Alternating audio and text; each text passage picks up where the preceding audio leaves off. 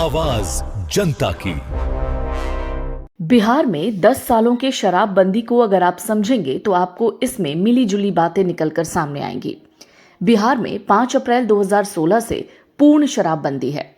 पूर्ण शराबबंदी मतलब शराब बिल्कुल ना बिकना। बावजूद इसके कई जगहों पर कहा गया कि काले में यानी ब्लैक में भी शराब मिल रही है।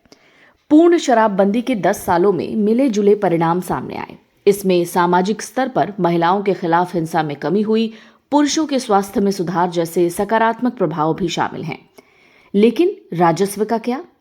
राजस्व में भारी नुकसान, जहरीली शराब से मौतों और तस्करी के रूप में बड़ी चुनौतियां भी दिखी। विपक्ष लगातार शराबबंदी पर सवाल उठाता हुआ दिख रहा है, लेकिन राज्य सरकार इसे सही करार दे रही है। शराबबंदी के 10 साल पूरे होने पर एक रिपोर्ट भी सामने आती है। वो रिपोर्ट कहती है कि पिछले कुछ समय से बिहार में शराबबंदी को जारी रखने या हटाने को लेकर सार्वजनिक तौर पर चौक चौराहों पर भी चर्चा तेज है। हालांकि राज्य सरकार और जनता दल यूनाइटेड का रुख साफ है कि शराबबंदी हटेगी नहीं।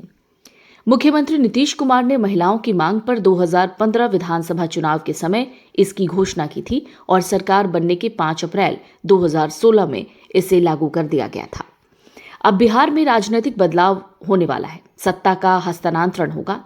मुख्यमंत्री नीतीश कुमार पद छोड़ देंगे। बीजेपी का कोई नया नेता मुख्यमंत्री बनेगा। ऐसी स्थिति में बिहार के अगले मुखिया तय करेंगे शराबबंदी पर अब क्या फैसला लेना है या इसकी समीक्षा करनी है। लेकिन पिछले 10 सालों के शराबबंदी को बीजेपी प्रदेश अध्यक्ष संजय सरावगी एक सकारात्मक पहल के रूप में देखते हैं और उनका मानना है इससे कई सकारात्मक बातें समाज में दिख रही हैं। 2015 में जब नीतीश कुमार महागठबंधन के साथ मिलकर विधानसभा चुनाव लड़ रहे थे, तभी उन्होंने महिलाओं की मांग पर वादा किया था कि सरकार बनने पर पूर्ण शराबबंदी लागू होगी। नवंबर में सत्ता में आने के बाद अप्रैल में शराबबंदी कानून को लागू कर दिया गया। हालांकि साल दर साल शराबबंदी की सफलता और नाकामी को लेकर चर्चा होती रही। लेकिन इन्हीं सब के बीच आरजेडी के नेता हैं शक्ति यादव। वो कहते हैं शराबबंदी की वजह से न केवल राजस्व का नुकसान हो रहा है, बल्कि जहरीली शराब से मौत के मामले बढ़ रहे हैं। हालांकि पुलिस प्रशासन की कार्रवाई की बात सत्ता पक्ष की ओर से की जाती है, लेकिन ये भी सच है कि कई जगहों पर शराब की होम डिलीवरी की खबरें भी वायरल हैं। बिहार में शराब की तस्करी या शराब पीने वालों के खिलाफ कार्रवाई भी हुई है। मद्य निषेध विभाग शराबबंदी से लेकर अब तक राज्य में कुल 6,40,379 लोगों को सजा सुनाई गई। इसमें 6,38,000 मामले सिर्फ शराब पीने के हैं। कोर्ट ने 18 लोगों को आजीवन कारावास और कई दोषियों को 10 साल से ज्यादा की सजा सुनाई। महिलाओं के खिलाफ घरेलू हिंसा और यौन हिंसा में कमी आई है। पुरुषों में शराब सेवन और मोटापे के मामले में कमी देखी गई। कम आय वाले परिवारों ने भोजन, शिक्षा और कपड़ों पर ज्यादा खर्च करना जरूरी समझा। शराब पीकर गाड़ी चलाने के कारण होने वाली सड़क दुर्घटनाओं में कमी आई।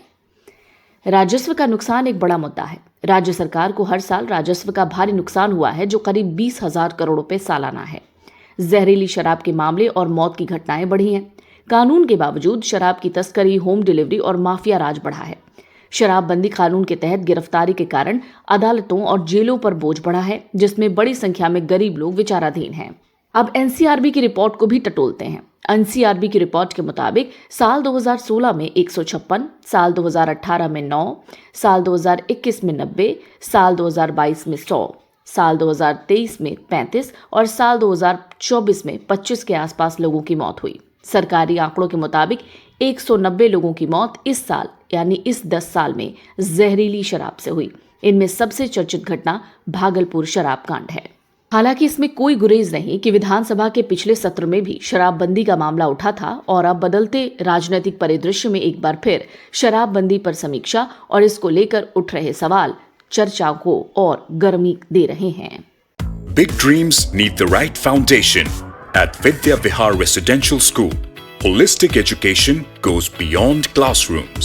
World-class facilities, caring houses, nutritious food, advanced labs, vast playgrounds and inspiring mentors come together to nurture every child. Here, learning is balanced, values are lived, and every student truly belongs. Vidya Vihar Residential School, where learning transforms futures.